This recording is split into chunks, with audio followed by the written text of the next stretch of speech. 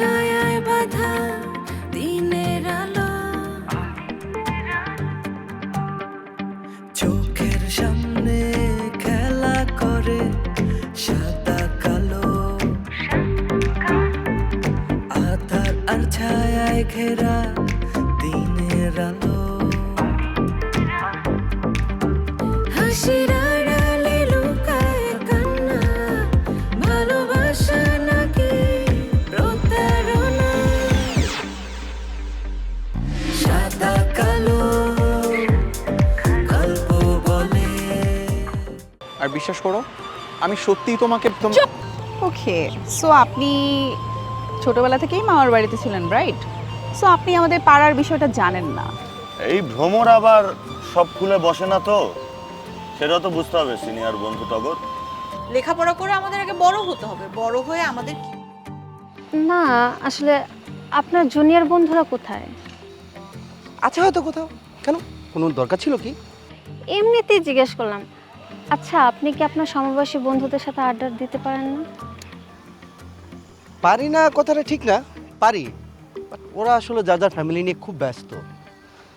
আর তাছাড়া ওদের সাথে না আমার মেন্টালিটিটা খুব একটা যায় না, তাই আসলে ওদের সাথে আড্ডা দেওয়া হয় না। তাহলে আপনার পরিবারে কেউ নেই কেন?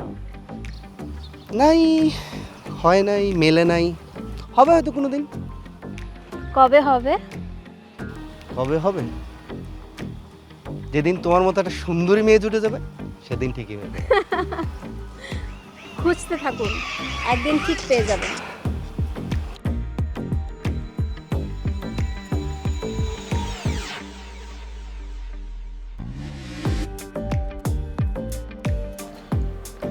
মাসুদ চল। এই কোথায় যাচ্ছ তুমি? কোথায় যাচ্ছি তোমাকে বলতে হবে নাকি? বলছিলাম রান্না প্রায় শেষ হয়ে গেছে, খেয়ে গেলে ভালো হতো না? এখন খেতে পারবো না, অফিসের লোকজন ওয়েট করছে। না খেয়েই যাবা? এত আহ্লাদ করবা না, হ্যাঁ? এত দরদ দেখানো আমার একদম পছন্দ না। আমি তোমাকে অনেকবার বলেছি না, আমার কাছে আগে আমার জনগণ, এরপর আমার ফ্যামিলি, ওকে? তুমি শুধু শুধু আমার সাথে খারাপ ব্যবহার করো, আমি না এই খারাপ ব্যবহার আর নিতে পারছি না। যদি খারাপ ব্যবহার নিতেই না পারো তাহলে এখানে আছো কেন আমার সাথে? বের হয়ে যাও, অন্য কোনো ব্যবস্থা করে নাও। এইটা তুমি কি বললে? তুমি ছাড়া আমার আপন কে আছে বলো?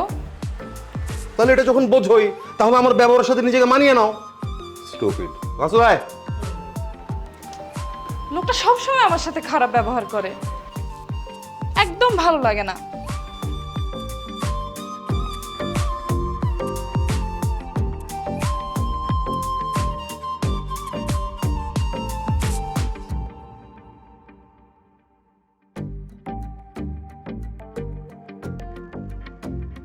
রাখেন রাখেন, এখানেই রাখেন। এই যে ধরুন আপনার ভাড়া 300 টাকা। এটা আপনাদের বাড়ি? হ্যাঁ, গাড়িটা কি আপনার নিজের? না না, আমার না, কোম্পানির। কোম্পানির গাড়ি? জি, মানে কোম্পানির, মাঝে মধ্যে আমি আর কি বের করি আর কি, রাইড শেয়ার করার জন্য। ও ওকে।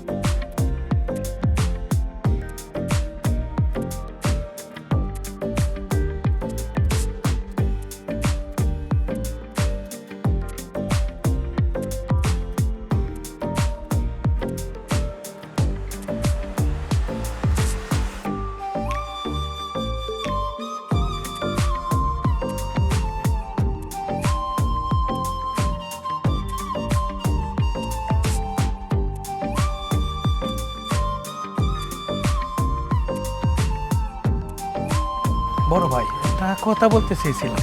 কি বলবি বল। আপনি এমন কেন? কেমন? ভাবির সাথে এত খারাপ আচরণ কি জন্য করেন? আচ্ছা, এটা এক ধরনের কৌশল, একটা টেকনিক, তুই বুঝবি না। বুঝবো ভাই, কি টেকনিক? আরে তুই বুঝবি না, শুধু এটুকু জেনে রাখ, এটা এক ধরনের নিনজা টেকনিক। পরে এক সময় বলবো না, চল। নিনজা টেকনিকটা কি ভাই? বললাম তো, তুই এখন বুঝবি না, তোর মাথার উপর দেওয়া যাবে, তোর মাথায় ধরবে না। ধরবে ভাইয়া, বলেন না।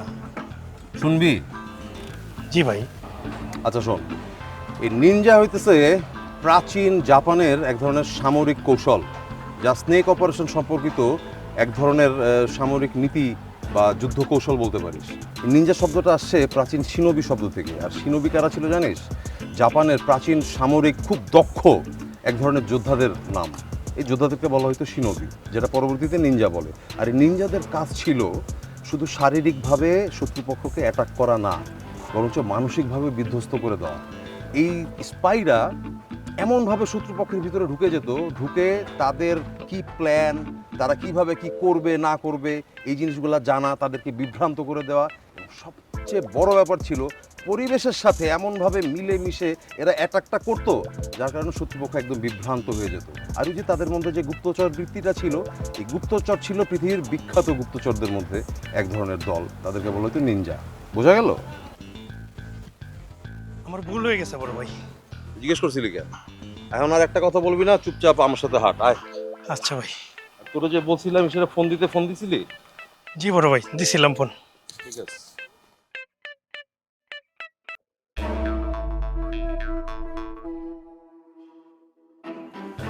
শোন, খেলাটা মাঝে মধ্যে লাক যদি ফেভার না করে, তুই যত ভালো খেলিস কিছু করার নেই।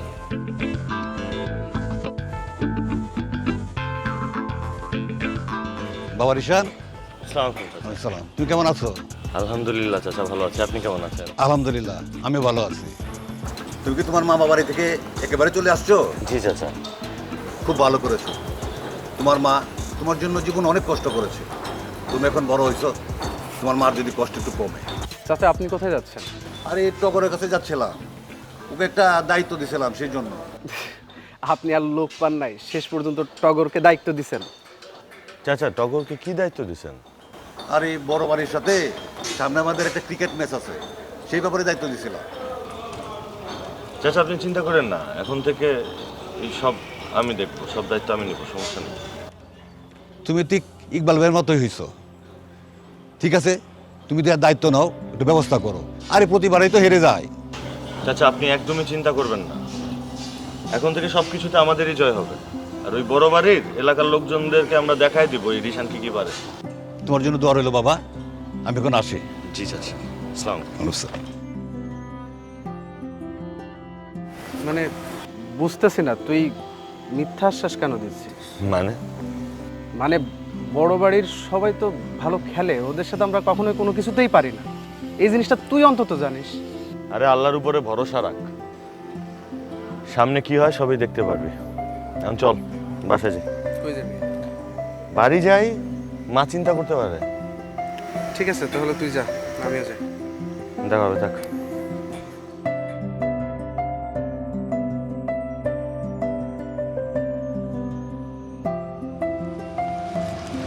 মামা,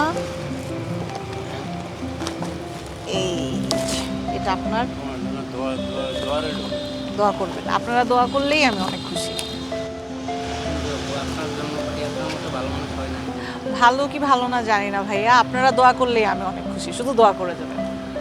থ্যাংক ইউ।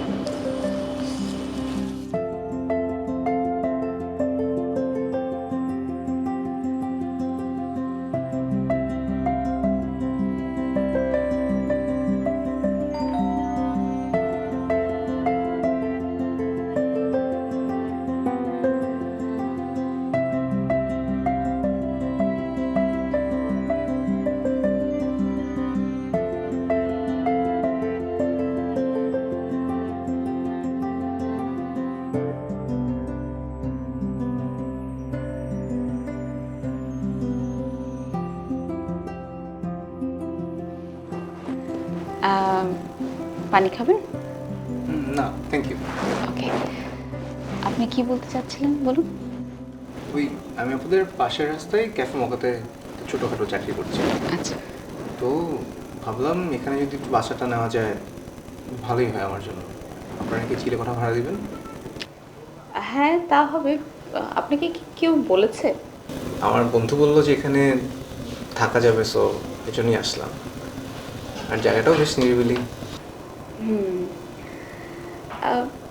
মানে আপনি তো বললেন যে আপনি ক্যাফে মোকাতে কাজ করেন না? আমি আসলে ওখানে রেগুলারলি যাই, বাট মানে আমার ভুলও হতে পারে, আমি আপনাকে কখনো দেখিনি সেখানে। না, আমি নতুন জয়েন করলাম, এই তো 3 দিন হলো। আর সবাইকে ওরকম করে চেনা জানা হয়নি। আর আপনাদের বাসার নিচেই তো টুলেট লাগানো, সো ওটা দেখে আসছি। আমি আপনাকে একটা বিষয়ে মানে একটু ক্লিয়ারলি বলতে চাই, সেটা হচ্ছে যে আমাদের বাড়ির সকল সিদ্ধান্ত আমার মায়ের সিদ্ধান্তের উপরই নির্ভর করে। আমি আমার মাকে আপনার ব্যাপারে বলবো, ডিটেইলেই বলবো।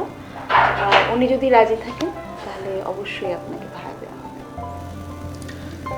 জি আচ্ছা আপু, কিন্তু আপনি যদি একটু আন্টিকে বুঝিয়ে বলেন তাহলে আমার মনে হয় হয়ে যাবে। আর ডেফিনেটলি অ্যাডভান্স প্লাস হচ্ছে বাসা ভাড়াটাও নিয়মিত দিব। তো আমার মনে হয় না মানে ভাড়াটা হিসেবে কোনো সমস্যা হবে।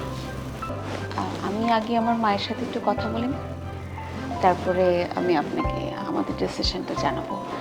কাইন্ডলি আপনার নাম্বারটা আমাকে দিয়ে যান প্লিজ। জি প্লিজ। 01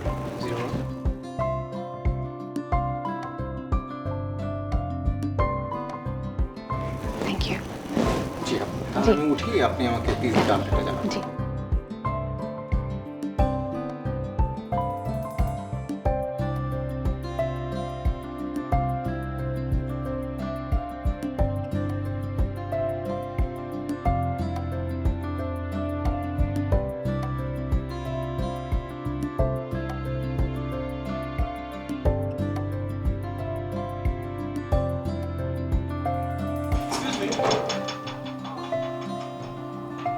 আপনি এখানে কেমন আছেন? আলহামদুলিল্লাহ। আপনার গাড়ি ঠিক আছে? গাড়ি ও কমপ্লিটলি ফাইন। আপনার এখানে কি প্রায় আসা হয়? কেন বলুন তো? না না, তেমন কোনো কারণ নেই, এমনি জিজ্ঞেস করছিলাম। আমার একটা ইভেন্ট ছিল, শেষ করে পাখিদের মতো বাড়ি ফিরছিলাম। পাখিদের মতো বাড়ি ফিরছিলেন? বাহ, বেশ কবিতার মতো করে কথা বলেন তো আপনি। বাই দ্য ওয়ে, আপনার নামটা জিজ্ঞেস করা হয়নি। রুহ। রুহ মানে Ruh? Wow, what a beautiful name. আমি Sabit Talukdar. Nice to meet you. Nice to meet you too. আসলে আমি একটা ছোটখাটো বিজনেস করি, সেটার জন্য একটা ছোট মিটিং এ আসছিলাম এখানে। আমি টুকটাক লেখালেখির চেষ্টা করি। এখন যাই? যাবেন? ভালো থাকবেন।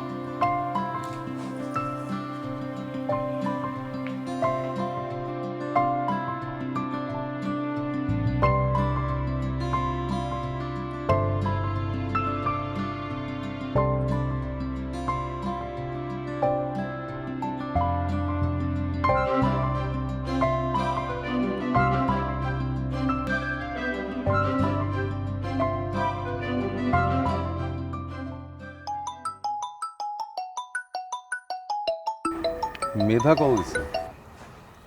হ্যালো হ্যালো, মিষ্টি বোন আমার, বল ভাইকে দুপুরবেলা কেন মনে করলি? ভাইয়া তুমি কি বিজি? আমি না একটু মিরপুর আছি, তুমি আমাকে পিক করতে পারবা? না খুব একটা বিজি না, বাট মিরপুরে কি তোর?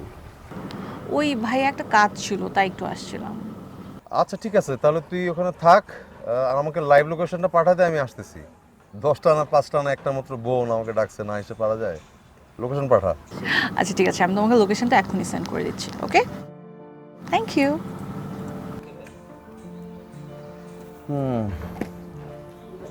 কি বললো মেধা আপু? মিরপুরে আছে, প্রান্তে যেতে বলবি। একটা পাটা হয়ে চলে আসতে পারে তো। না তা পারে, বাট এখানে দুইটা জিনিস কাজ করতেছে। কি কি জিনিস ভাই? এক হইতেছে এখন তো সময়টা খুব একটা ভালো না, তার মধ্যে ভর দুপুর, রাস্তাঘাট নির্জন। তো ও হয়তো চাচ্ছে আমি যাই, ওকে নিয়ে আসি, একটু ইনসিকিউর ফিল করতেছে। আর দ্বিতীয়ত হচ্ছে আমি ওর একমাত্র বড় ভাই, আমার হয়তো মিস করতেছে। তা আমার কাছে তো একটু আবদার করতেই পারে না? ও বুঝছি। যা ড্রাইভারের গাড়ি বের করতে বল। আচ্ছা বড় ভাই।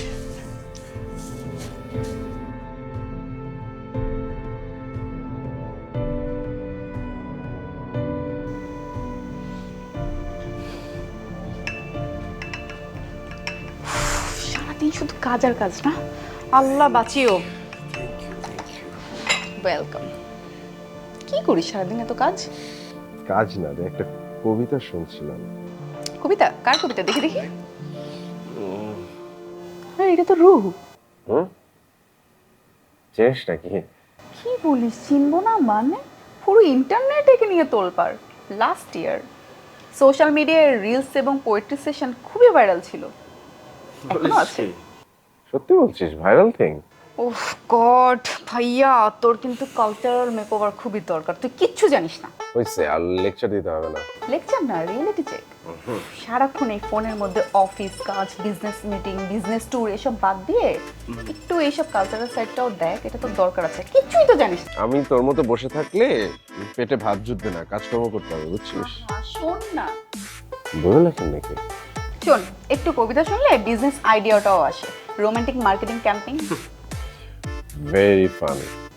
আচ্ছা শোন, কাল ওনার একটা বুক সাইনিং আছে মোকা ক্যাফে, আমি যাচ্ছি, তুই যাবি? বলে লেখেন নাকি? কি বলিস ভাইয়া তুই? ও কাকে কি বলছি, উনি বইও লেখেন এবং ওনার বইয়ের নাম কি জানিস? বাতাসের শহরে তুমি। ভীষণ রোমান্টিক সেলফ ফিলোসফি নিয়ে। বাহ, নামটা তো সত্যি অনেক রোমান্টিক। বাতাসের শহরে তুমি। তাহলে তুই যাবি? সাইনিং এ? কালকে অফিসে কাজটা ফাঁকি দেওয়া যেতে পারে। কবিতা লেখেন সুন্দরী মহিলা। Silent fan. তুই থামবি? না না না না, তোমার আসলে একটু কালচারাল মেকওভার দরকার, সেটা কি তুমি বুঝো ব্রো? Yes bro. এবার একটু লেকচার থামান এবং কাপ নিয়ে যান। আমার তো চা খাওয়াই শেষ হয়নি, কেন যাবো? ঠিক আছে, তাহলে বসে থাকেন, আমি একটু কাজ করি। কাজ করবি না কবিতা শুনবি? তুই শুনবি? আমি তো সারাক্ষণই শুনি, তুই শোন। একটা শোনাচ্ছি, এটা দেখ।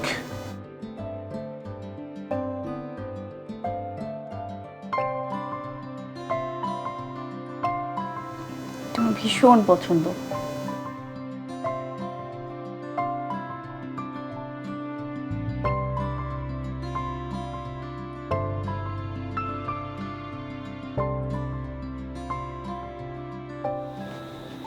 কি রে মেধা, তোর ভাই কি তোকে আনতে গিয়েছিল?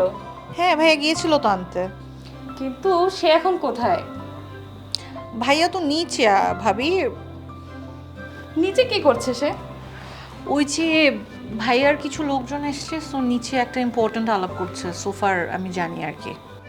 আচ্ছা যাই হোক, এবার বল তোর খাওয়ানোটা কেমন হলো? জোশ, খুব ভালো, খুবই ভালো। আপনি এখানে কি করেন?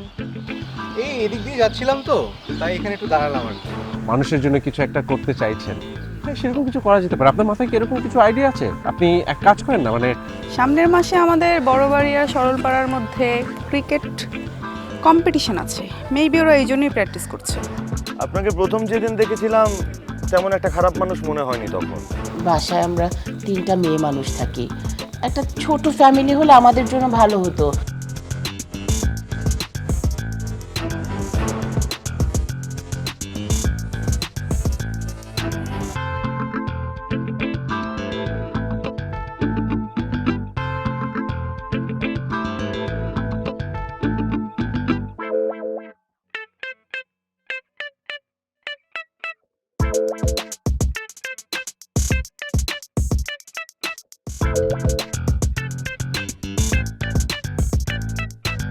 Thank you.